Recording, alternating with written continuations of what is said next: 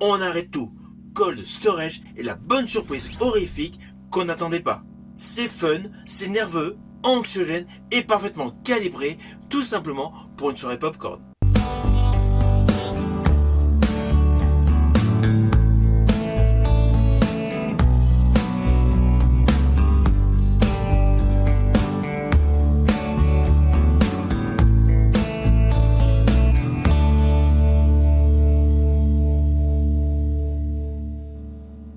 Hello, c'est HR, votre chroniqueur. Alors oui, j'ai pu me dégager un peu de temps et justement, je viens de voir le film Cold Storage. Et sincèrement, j'ai kiffé. Avant d'aller plus loin, n'oubliez pas, si vous n'êtes pas abonné, pensez à le faire. Pensez à la petite cloche pour les notifs. Pensez au pouce si vous aimez ce que vous voyez. Let's go!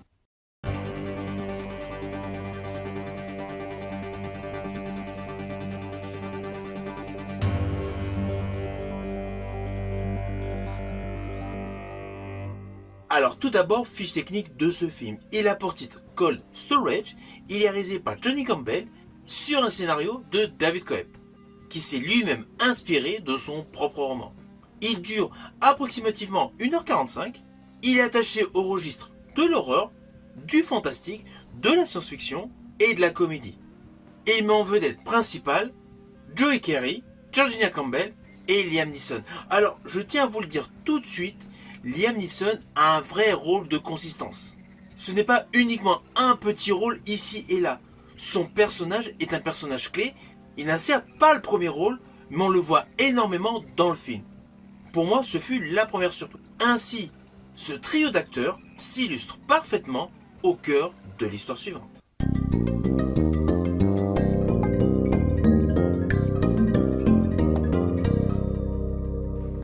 Alors naturellement, je vais vous faire de manière simpliste. Au début du film, dans les années 70, on apprend qu'à la suite d'un crash, il y a eu une découverte d'une menace biologique, aussi étrange que dangereuse. Elle était apparemment pensée comme maîtrisée, mais il y a eu un incident. Alors d'ailleurs, j'ai bien aimé le contraste du personnage qui appelle en pleine nuit, en plein cœur du désert, pour avoir à l'autre bout du téléphone une femme habillée très classique, en plein cœur de Rome, en plein jour. Ce petit contraste révèle tout simplement les fuseaux horaires différents. Mais j'ai trouvé ça bien fait. Là s'ensuit une première action pour maîtriser cette entité biologique. Et là, avec un générique qui nous présente le déroulement des années à une vitesse grand V, on découvre que l'endroit où était stockée justement cette fameuse entité biologique se retrouve maintenant dans les sous-sols d'un storage. Et vous avez compris, au vu de la bande-annonce, cette menace refait surface dans un entrepôt de stockage ultra sécurisé. Et implicitement, un petit groupe de personnages va devoir comprendre ce qui se passe. Surtout survivre à ce qui s'y cache. Alors le récit joue intelligemment avec les différentes temporalités. On commence dans le passé, on bascule dans le présent, mais on a de temps en temps des petits flashbacks de quelques heures, de quelques minutes en arrière pour comprendre l'évolution de la menace biologique, ce qui permet de distiller les informations au bon moment. Et implicitement, cela maintient la curiosité du spectateur. Alors, je vous le dis tout de suite, ce n'est pas un super grand film SF, mais c'est un bon film qui assure le job. Dès le début de ce film, ce long métrage embrasse pleinement son ADN de série B moderne. Ça va vite, c'est rythmé, et surtout ça cherche à vous divertir. Alors perso, j'ai trouvé le mélange horreur, aventure, comédie assez amusant. Le film ne se prend pas du tout au sérieux, et c'est justement ce qui en fait son efficacité. On sent une vraie volonté tout simplement de proposer un spectacle nerveux et ludique. Alors le début avec ambiance années 70 est particulièrement accrocheur. Il pose une ambiance efficace et mystérieuse. Ensuite le film avance de manière fluide dans le temps, ce qui donne une vraie sensation de progression narrative. Alors le duo principal est charismatique, Joe Keery et Georgina Campbell sont impeccables, leur dynamique apporte beaucoup, je rajouterais même que cela donne du peps et de l'énergie à l'ensemble de ce long métrage. Ils sont crédibles, ils sont attachants et participent activement au divertissement de l'ensemble. Mais selon moi, la vraie surprise en termes d'acteurs est le personnage interprété par Liam Neeson. C'est un rôle totalement à contre-emploi.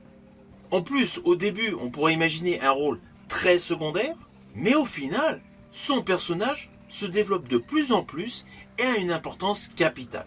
Alors justement, ce que j'ai apprécié dans son personnage, dans la composition de son rôle, c'est tout son côté ambigu, surtout dans le final. En fait, c'est un type qui n'est pas forcément clair. Et toute sa composition apporte une véritable zone de gravité et une morale assez trouble. Et justement, cela enrichit ce film. Toute l'ambiguïté de son personnage donne assurément du relief à une histoire qui sur le fond aurait pu rester frontale. Alors l'histoire, en plus, se déroule majoritairement dans l'entrepôt. Ce qui est dans le fond, une sorte d'histoire en huis clos. Et justement, le film exploite pleinement tous les dédales de couloirs. Les dalles froides et impersonnelles. L'espace industriel cloisonné. Mais ceci dit, suréclairé. Ne vous attendez pas à des couloirs à la Alien 3 de David Fincher. On n'est pas du tout dans un film sombre et classique. Ceci dit, malgré la surillumination, l'ambiance reste étonnamment anxiogène. Je ne vais pas vous spoiler, mais il y a des moments où les différents box sont utilisés à des fins assez particulières. Implicitement, cela fait flipper. Et du coup, durant une grosse majorité de ce film, on a une forte opposition entre une lumière qui abonde et une menace invisible. Car la menace agit principalement comme un virus. En fait, dans ce film, tout le storage devient un véritable personnage à part entière. Associé au décor, les effets spéciaux sont de très bonne qualité. Alors oui, les CGI à la fin, avec une certaine explosion et un véhicule qui passe, voilà, là c'est un peu douteux, c'est le petit ratage en termes d'effets spéciaux. Mais sinon, durant tout le film, les effets spéciaux sont une vraie réussite. L'infection fongique est visuellement crédible, elle est organique et surtout parfaitement intégrée à l'image. Ce qui permet à beaucoup de séquences d'être effrayantes, stimulantes et visuellement marquantes. Ceci dit, je tiens à vous rassurer, le film évite l'écueil du tout numérique brouillon. Les créatures restent lisibles et l'action compréhensible, ce qui renforce l'axe central narratif. Alors justement, parmi les moments forts de ce film, il y en a certaines que j'ai trouvées vraiment topissimes. Alors, léger spoil, mais ce sont des spoils visuels, pas scénaristiques. En premier, je vais vous citer la scène de descente dans le sous-sol, qui est clairement l'une des plus marquantes. La découverte d'une salle infectée de rats, avec une petite blague sur le roi des rats, mais avec un climax assez oppressant, assez effrayant, et surtout une avalanche d'effets spéciaux parfaitement calibrés, parfaitement dosés. C'est une séquence tendue, visuellement forte et très immersive. Alors, un autre détail que j'ai particulièrement aimé, c'est l'explication autour d'un chat infecté. Il y a une scène avec un chat qui fait quelque chose de bizarre, et on retourne dans le passé pour voir comment il a été infecté. Ce passage enrichit tout simplement le lore et donne de la cohérence à la menace. Vous voyez, ce n'était pas du tout des spoils de folie, c'est plus des petits détails visuels que j'ai particulièrement aimés. Et ainsi, tout au long de ce long métrage, vous allez vous apercevoir qu'il y a pas mal de séquences où il y a volontairement une explication. Car ce film, Cold Storage, va droit au but, le rythme est soutenu et l'énergie est constante avec un ensemble clairement pensé comme un divertissement certes de série B, mais un divertissement popcorn. Alors oui, ce film ne révolutionne aucunement le genre. On retrouve beaucoup d'idées déjà exploitées. D'ailleurs, sans vous dire quelle scène, en observant ce film, j'ai repensé au film Jadis avec David Duchovny, Évolution. Mais voilà, il y a pas mal d'idées qui sont reprises, remixées, mais c'est bien foutu. Surtout que la narration est totalement fluide, les effets visuels sont de bonne qualité, c'est un film où on ne s'ennuie pas.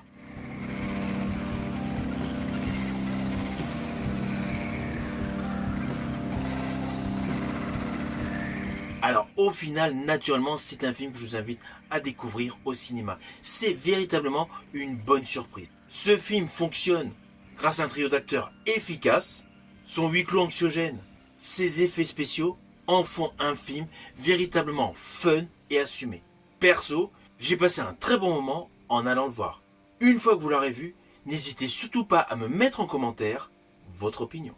Je vous dis à bientôt pour une prochaine vidéo.